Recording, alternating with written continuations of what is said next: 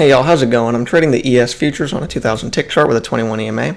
So I've got my overnight highs over here, overnight lows down here.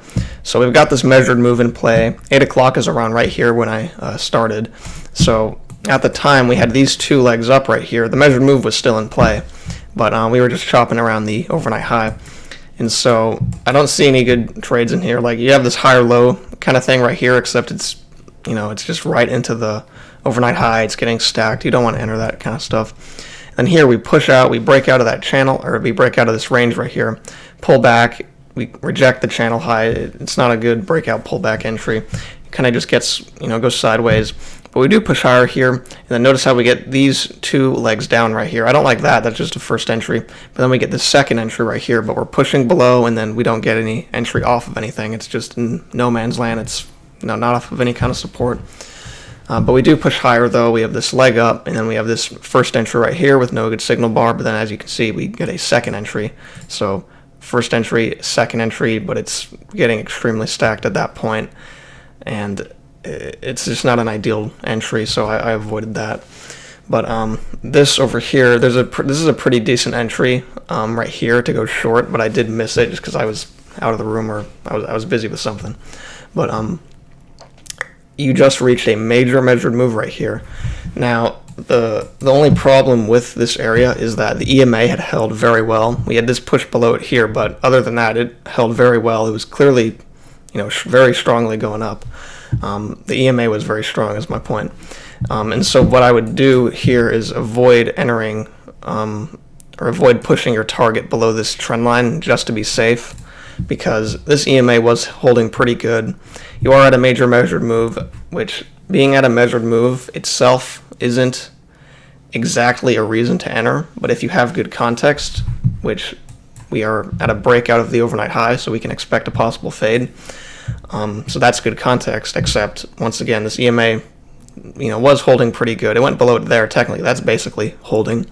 And so you just want to avoid entering into resistance like that, or support in this case. So it looks good, just get out at 1-to-1 right here. So let me draw that. So this is just a trade that you'd want to get out at 1-to-1 right here.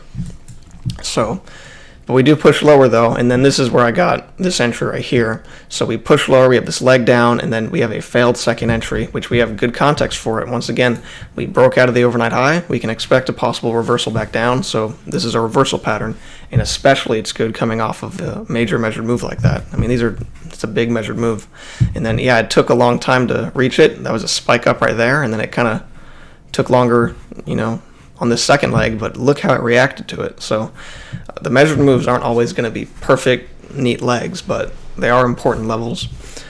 And so we have this downtrend right here, and now I see that there's a tick higher right there, but I don't view it as first entry long, second entry long failure. I view it as first entry long, second entry long failure. And so, like, this downtrend has a break, first attempt lower, second attempt lower, and then only entering once which actually it was actually one tick lower than that.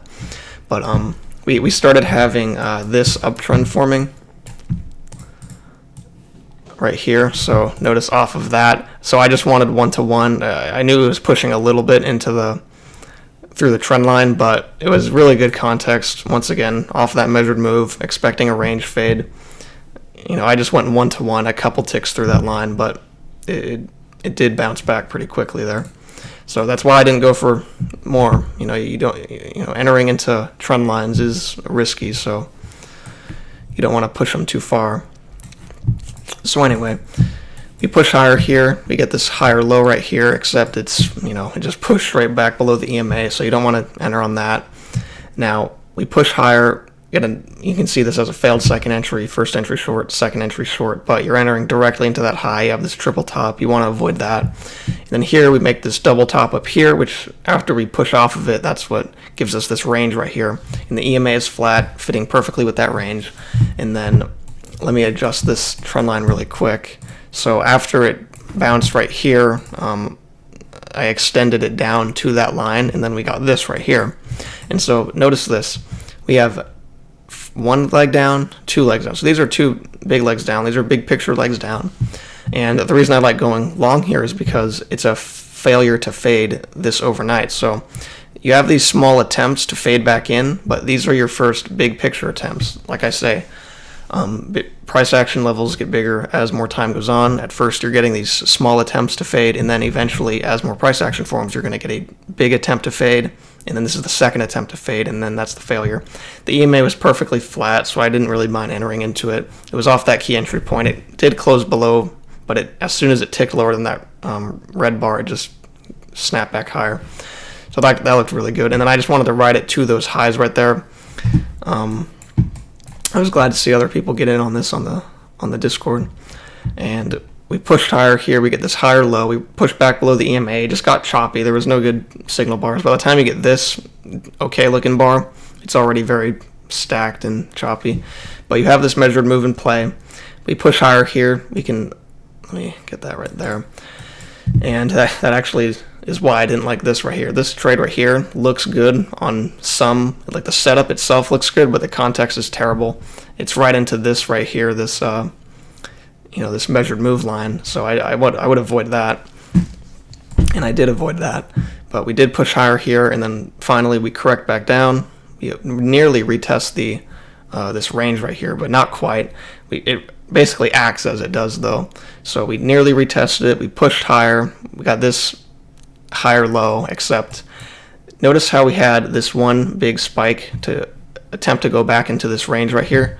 That's kind of similar to these attempts fading back into the overnight range. And so I was thinking there could be another attempt to fade this range. And so when it closed back below with that bear bar and then could barely not get above the EMA with this bar, I was not willing to go long there. So I was just afraid of another, once again, something like this.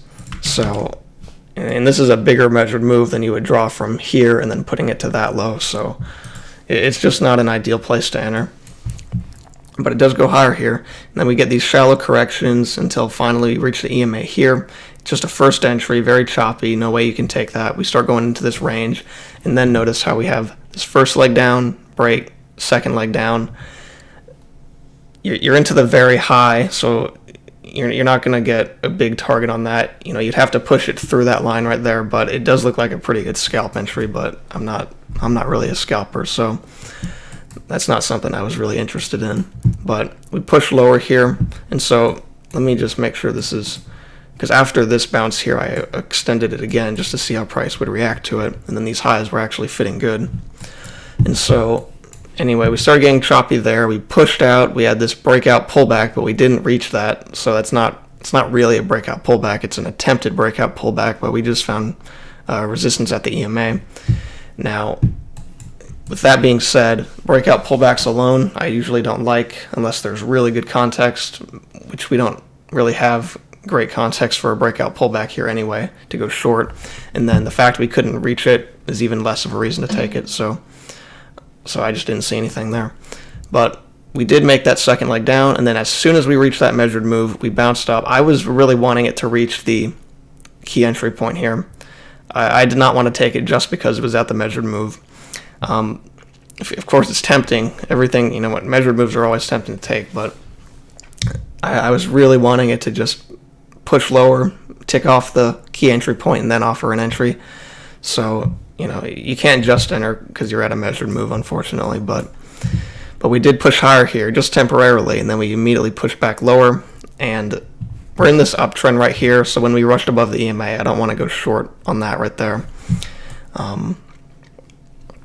So yeah, anyway, we pushed lower here. We tested the EMA here, except this leg right here, these two legs eventually form one leg right here. So I'm going to draw a visual here. So we have this one leg down, break, and then we can expect a second leg down. And then we really got a tiny leg in comparison to this, into this first leg right here. So you would want to see a second attempt. And so what I was hoping for was that we can just go a little bit higher and then give another clear attempt, and that would have been a great place to enter long, but we just don't get that. We just push straight through the channel here. So it's unfortunate, but we just didn't get anything. But we start going into this channel right here, this down channel. We have these highs fitting well, these lows are fitting really well, and so we push lower here, we go above the EMA, so it's kind of just going back and forth. It's kind of hard to tell what to do because you have this channel here, and when you get an uptrend break, you can expect prices to make a new high.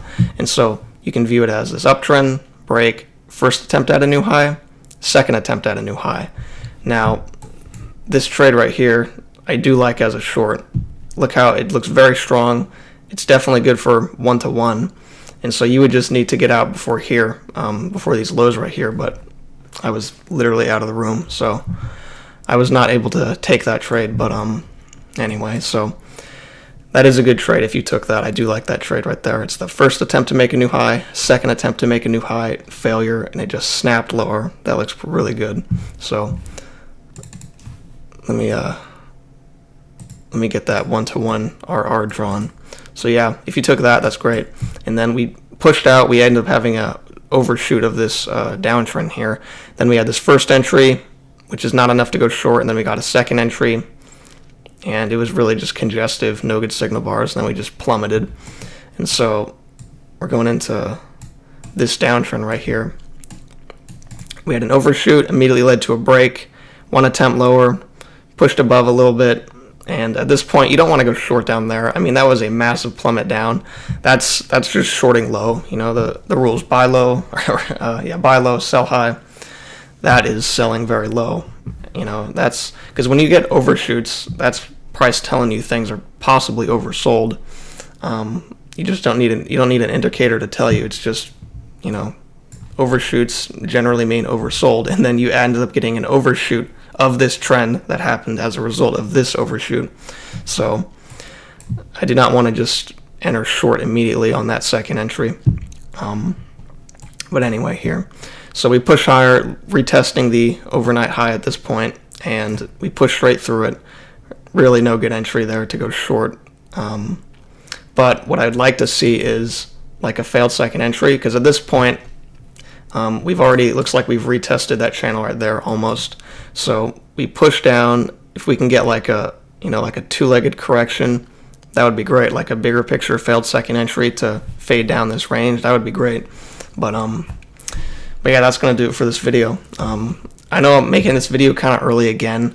I need to go to Best Buy to get a new monitor, because my monitor because I recently got a new monitor just last month, because my other one just was old, whatever. But I got a new one, and it was brand new, and it was really good, except now there's like a hole burning in it. Not a hole, but, you know, part of the screen stopped working, and it's just a huge black spot on the screen. So I need to go get a new one, because I can still return it. It's within the time. So anyway, that's going to do it for this video. Hope it was helpful. Hope you all enjoyed it. And yeah, I'll see you all next time.